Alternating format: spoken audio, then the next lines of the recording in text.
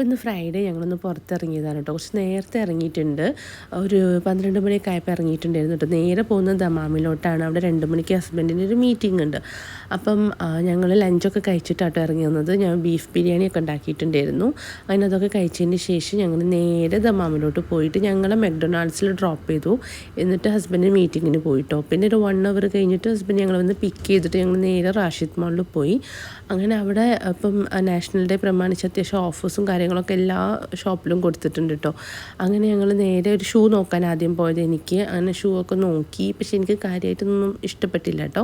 അങ്ങനെ അതിന് ശേഷം ഞങ്ങൾ നേരെ റെഡ് ടാഗ് പോയിട്ടോ. അവിടെ നിന്ന് എനിക്കൊരു ചെറിയ കുഞ്ഞ് ഷോപ്പിംഗ് ഉണ്ടായിരുന്നു. അപ്പം എനിക്ക് വേണ്ട സാധനങ്ങളൊക്കെ വാങ്ങിച്ചിട്ടോ. അപ്പോൾ ഇങ്ങനത്തെ കുറേ ഐറ്റംസിന് നല്ല ഓഫർ കൊടുത്തിട്ടുണ്ടായിരുന്നു കേട്ടോ. അങ്ങനെ എനിക്ക് വേണ്ട സാധനങ്ങളൊക്കെ വാങ്ങിച്ചു. അപ്പോൾ ഹസ്ബൻഡ് നന്നായിട്ട് വിശക്കുന്നുണ്ടായിരുന്നു കേട്ടോ. ഞങ്ങൾ മെക്ഡൊണാൾഡ്സിൽ നിന്ന് ഫുഡൊക്കെ കഴിച്ചിട്ടുണ്ടായിരുന്നു. അപ്പോൾ ഹസ്ബൻഡ് പോയിട്ടൊരു സാൻഡ്വിച്ചൊക്കെ ഫുഡ് കോർട്ട് പോയി കഴിച്ചു കേട്ടോ. പിന്നെ